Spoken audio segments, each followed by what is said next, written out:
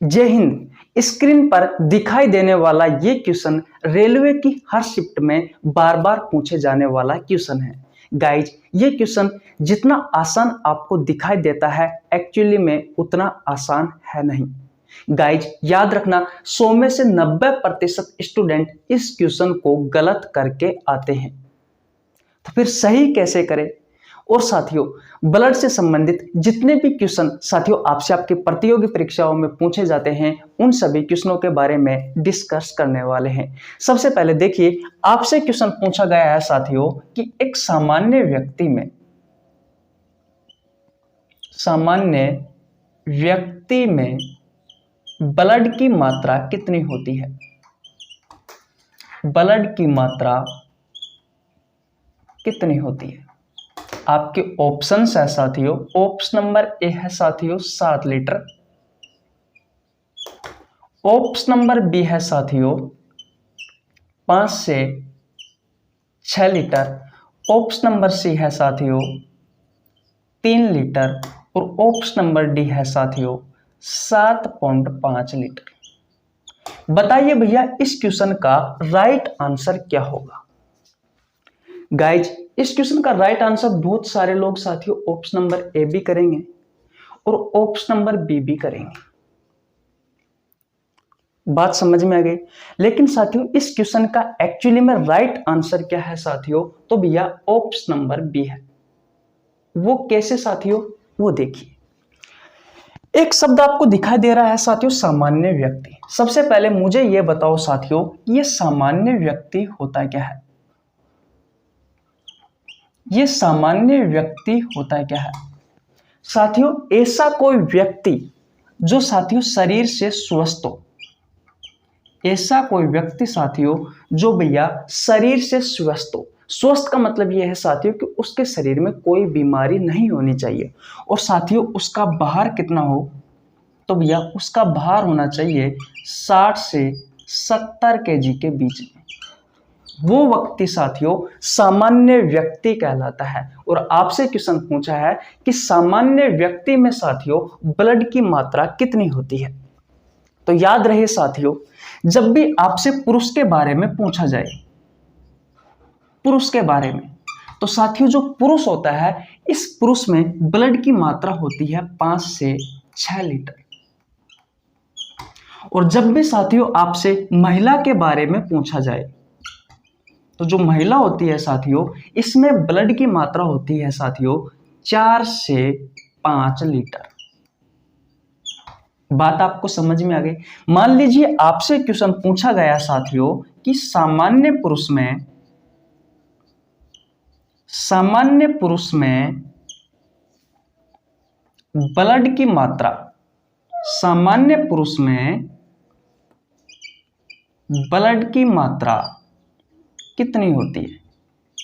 अब आपके ऑप्शन देखिए। ऑप्शन ए में आ गया साथियों 4 कर देता हूं, 4।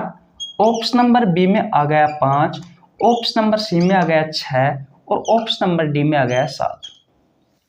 बताइए भैया, इस क्वेश्चन का राइट आंसर क्या होगा? इनमें से एक आंसर बताना है। बताइए, आपको आता है ना ये क्वेश्चन, आपको आसान लग रहा होगा।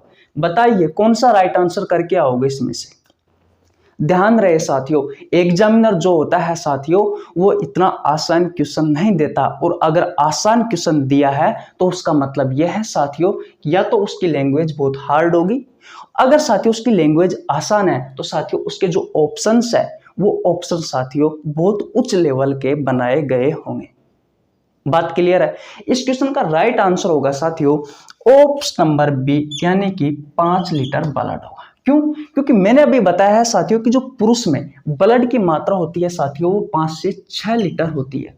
और साथियों जो आगे वाला है, आगे वाला जो मान है वो ही आपको अगर सिंगल डिजिट में साथियों ऑप्शन मिलता है तो आगे वाला ही ऑप्शन करके आना है।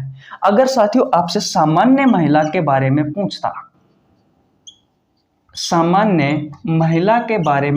साथियों, तो सामान्य महिला में ब्लड की मात्रा कितनी होती है साथियों? 4 लीटर। वैसे 4 से 5 लीटर। पुरुष में 5 से 6 लीटर और वैसे साथियों 5 लीटर होती है।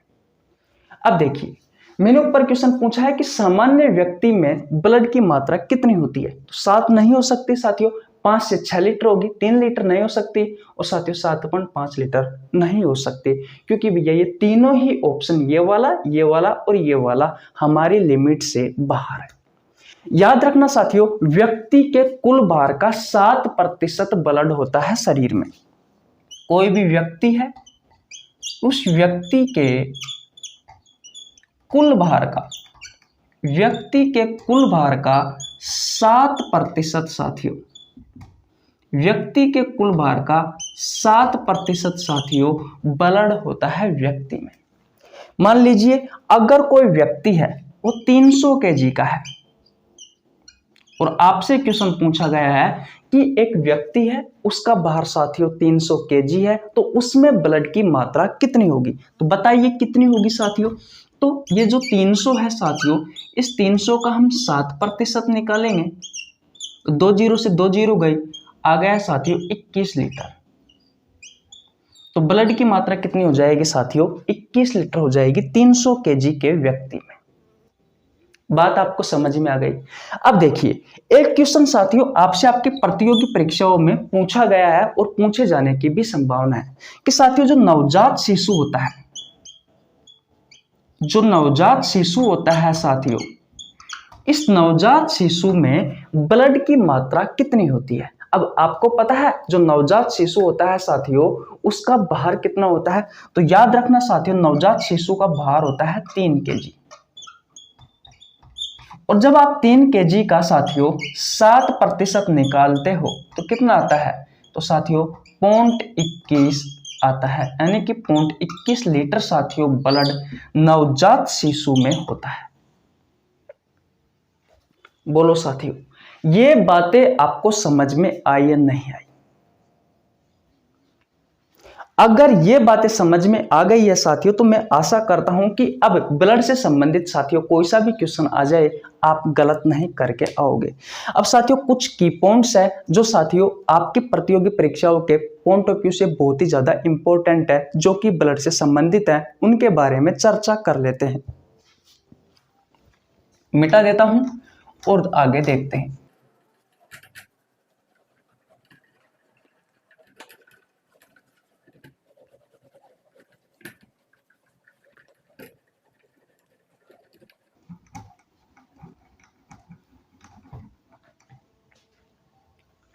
साथियों आपने ब्लड के बारे में एक कथन सुना होगा, एक सेंटेंस सुना होगा।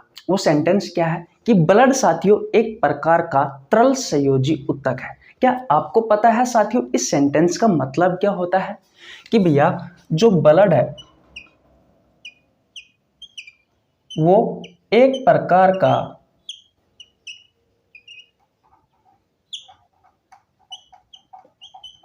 तरल संयोजी ऊतक है। पता है आपको इसका मतलब क्या होता है। देखिए तरल, तरल का मतलब होता है साथियों कि हमारा जो ब्लड है साथियों, आपका जो ब्लड है साथियों, ये भैया लिक्विड अवस्था में होता है।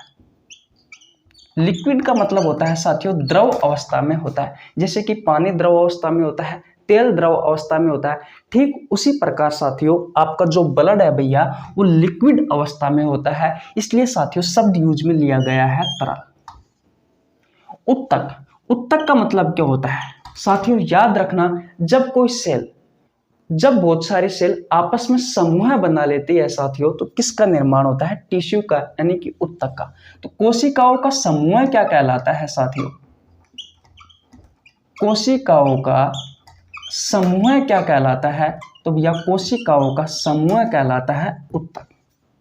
और संयोजी का मतलब होता है साथियों जोड़ कर रखना। अब भैया ये शब्द क्यों यूज में लिया गया है संयोजी, क्योंकि हमारा जो ब्लड है साथियों ये शरीर के अलग अलग ऑर्गन्स को आपस में जोड़कर रखने का कार्य करता है, इसलिए साथियों संयोजी शब्द यूज में लिया गया है। तरल इसलिए यूज में लिया गया है क्योंकि साथियों हमारा जो ब्लड होता है वो पानी की तरह, तेल की तरह, घी की तरह साथियों जब द्रव अवस्था में होता है, लिक्विड अवस्था में होता है, उस टाइम की बात कर रहा हूं तो भैया लिक्विड अवस्था में पाया जाता है, इसलिए तरल शब्द का उपयोग में लिया गया है। उत्तक शब्द का मतलब क्यों लिया गया है, क्योंकि साथियों हमारा जो ब्लड होता है इसमें बहुत सारी कोशिका होती है, और जब कोशिका समूह बना लेती है साथियों तो किसका निर्माण होता है, उत्तक का निर्माण होता है, यानी कि टिश्यू का निर्माण होता है। तो साथियों हम क्या कह सकते हैं कि ऐसे कोशिकाओं का समूह साथियों जो लिक्विड अवस्था में पाया जाता है, यानी कि द्रव अवस्था में पाया जाता है और हमारे शरीर के अलग अलग ऑर्गन्स को जोड़कर रखने का कार्य करता है, वो कौन है साथियों, वो ही ब्लड है। तो साथियों इतनी बड़ी डेफिनेशन यूज में ना लेकर के साथियों हमने सीधी सिंपल भाषा में यूज ले लिया कि भैया ब्लड क्या है, एक प्रकार का तरल संयोजी उत्तक है। और साथियों ये लाइन आपसे पता नहीं कितनी बार आपसे रेलवे ग्रुप डी में पूछी गई है, ग्रुप डी में पूछी गई है कि ब्लड क्या है। क्वेश्चन आता है साथियों ब्लड क्या है, ऑप्शन में होता है साथियों कि तरल संयोजी उत्तक है। बात क्लियर है। और देखिए साथियों जो ब्लड होता है, इस ब्लड का अध्ययन विज्ञान की जिस शाखा में किया जाता है साथियों उस शाखा को कहा जाता है हीमेटोलॉजी। हीमेटोलॉजी। ठीक इसी प्रकार साथियों लीवर का अध्ययन विज्ञान की जिस शाखा में किया जाता है उस शाखा को हीपेटोलॉजी कहा जाता है। ठीक उसी प्रकार साथियों हमारे हृदय का अध्ययन विज्ञान की जिस शाखा में किया जाता है उस शाखा को साथियों कार्डियोलॉजी कहा जाता है। बात क्लियर है। तो इस प्रकार के साथियों बायोलॉजी में बहुत सारी शाखाएं हैं, जैसे कि दांतों का अध्ययन डेंटोलॉजी शाखा में किया जाता है। बात क्लियर है। इस तरीके से बहुत सारी शाखाएं हैं साथियों जो आपसे आपके प्रतियोगी परीक्षाओं में पूछी जाती है। मैंने साथियों एक वीडियो भी बना रखी है बायोलॉजी की जितनी भी शाखाएं हैं साथियों, विज्ञान की जितनी भी शाखाएं हैं उन पर, अगर आपने नहीं देखी है तो आपको नीचे लिंक डिस्क्रिप्शन में मिल जाएगा, आप जाकर चेकआउट कर लीजिए, या फिर आप चैनल पर जाकर भी चेकआउट कर सकते हैं। बात क्लियर है। और देखिए साथियों ये क्वेश्चन भी आपसे बार बार आपकी परीक्षा में पूछा जाता है ब्लड से संबंधित कि ब्लड का जो पीएच मान होता है साथियों वो कितना होता है। तो याद रहे 7.4 होता है। और साथियों इसकी जो प्रकृति होती है वो कैसी होती है, तो भैया दुर्बल क्षारीय होती है, दुर्बल क्षारीय। बात क्लियर है। साथियों हमारा जो ब्लड है इस ब्लड का निर्माण कहाँ होता है, तो याद रखना साथियों बोन मेरो में होता है, बोन मेरो में होता है, यानी कि अस्थि मज्जा में होता है। और साथियों ब्लड के निर्माण की प्रक्रिया क्या कहलाती है, ब्लड के निर्माण की जो प्रक्रिया है साथियों वो कहलाती है हीमोपोइसिस, हीमोपोइसिस कहलाती है। ब्लड के निर्माण की प्रक्रिया क्या कहलाती है साथियों, हीमोपोइसिस कहलाती है। ये सभी क्वेश्चन साथियों आपसे रेलवे में पूछे गए हैं। इसके अलावा और देखिए साथियों हमारा जो ब्लड होता है इस ब्लड का जो रंग है साथियों वो कैसा होता है, लाल होता है। किसके कारण होता है साथियों, हीमोग्लोबिन के कारण होता है। हीमोग्लोबिन क्या है साथियों, एक जटिल वर्णक है, एक जटिल प्रोटीन है सॉरी, और साथियों हम वर्णक भी कह सकते हैं, क्योंकि वर्णक वो होता है साथियों, पिगमेंट वो होता है जो किसी न किसी को रंग देने का कार्य करता है, यानी कि रंग देने में सहायक होते हैं एक्चुअली में पिगमेंट और वर्णक। तो भैया हमारे ब्लड को लाल रंग दे रहा है तो हम कह सकते हैं कि हीमोग्लोबिन क्या है साथियों, एक प्रकार का वर्णक है। और हीमोग्लोबिन को जटिल प्रोटीन इसलिए कहा गया है क्योंकि जब आप हीमोग्लोबिन को तोड़ करके देखोगे तो आपको दिखाई देगा हीमो प्लस ग्लोबिन। साथियों जो ग्लोबिन है लगभग हीमोग्लोबिन में 95% की मात्रा में पाई जाती है, इसलिए साथियों, और ग्लोबिन क्या है, ग्लोबिन एक प्रोटीन है, इसलिए साथियों हीमोग्लोबिन को कहा गया है कि हीमोग्लोबिन एक प्रकार की जटिल प्रोटीन है, क्योंकि इसमें 95% मात्रा में साथियों ग्लोबिन प्रोटीन पाई जाती है और 5% की मात्रा में इसमें हिम वर्णक पाया जाता है। बात क्लियर है। क्या इतनी बातें आपको समझ में आई या नहीं आई? आ गई है साथियों। तो अब हम बता देते हैं कि हमारा जो ब्लड होता है साथियों किस किस से मिलकर के बना होता है। स्क्रीनशॉट नहीं लिया है तो आप स्क्रीनशॉट ले सकते हो। हम आगे चलते हैं। ये सभी क्वेश्चन साथियों जो मैं आपको करवा रहा हूं भैया, ये आपकी एग्जाम के पॉइंट ऑफ व्यू से बहुत ही ज़्यादा इंपॉर्टेंट है, क्योंकि ये प्रत्येक क्वेश्चन आपसे पहले भी पूछे गए हैं और आगे भी पूछे जाने की संभावना है।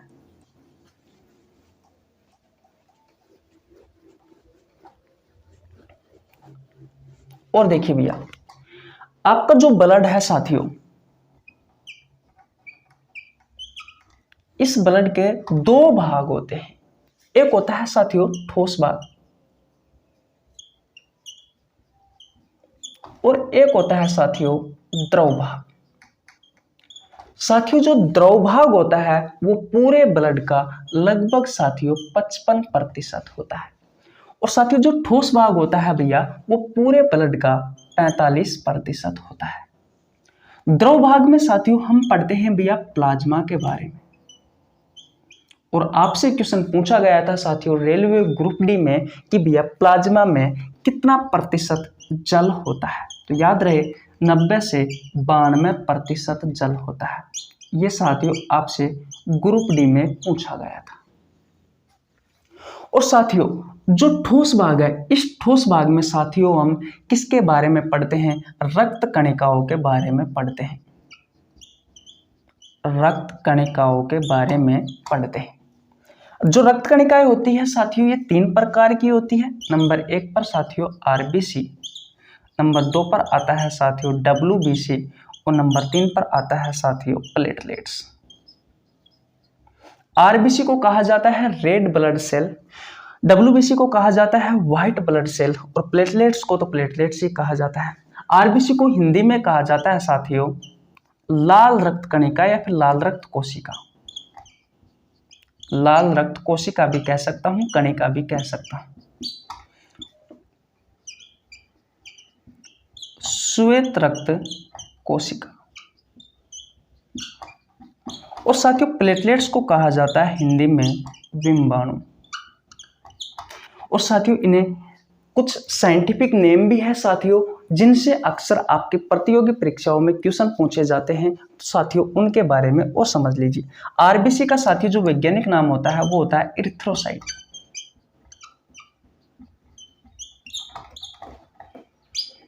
डब्ल्यूबीसी को कहा जाता है साथियों ल्यूकोसाइट। और भैया जो प्लेटलेट्स है, जो विम्बाणु है, इसे कहा जाता है साथियों थ्रोम्बोसाइट। तो कभी कभी साथियों आपसे आपके प्रतियोगी परीक्षाओं में जो क्वेश्चन पूछे जाते हैं साथियों वो आरबीसी, डब्ल्यूबीसी, प्लेटलेट्स ना देकर इरिथ्रोसाइट, ल्यूकोसाइट, थ्रोम्बोसाइट ऑप्शन में दे दिया जाता है, जिससे आप कंफ्यूज हो जाते हो। तो साथियों ये मैंने आपको बता दिया। सिंपली ब्लड से संबंधित जो महत्वपूर्ण बातें थी वो हमने उन बातों पर चर्चा की। इस प्रकार की वीडियो देखने के लिए साथियों प्रत्येक टॉपिक के बारे में अलग डिटेल में जो महत्वपूर्ण क्वेश्चन है साथियों उनके बारे में जानने के लिए आप हमारे चैनल को सब्सक्राइब कर लीजिए, बेल आइकन को प्रेस कर लेना, जिससे आपके पास हमारी वीडियो का नोटिफिकेशन टाइम टू टाइम पहुंच सके। वो सभी क्वेश्चन साथियों जो रेलवे ग्रुप डी में बार बार पूछे जाते हैं या अदर कॉम्पिटिटिव एग्जाम में बार बार पूछे जाते हैं, उन सभी क्वेश्चनों के बारे में हम हर रोज साथियों इस प्रकार डिस्कस करने वाले हैं। मिलते हैं नेक्स्ट वीडियो में, तब तक के लिए जय हिंद, जय भारत।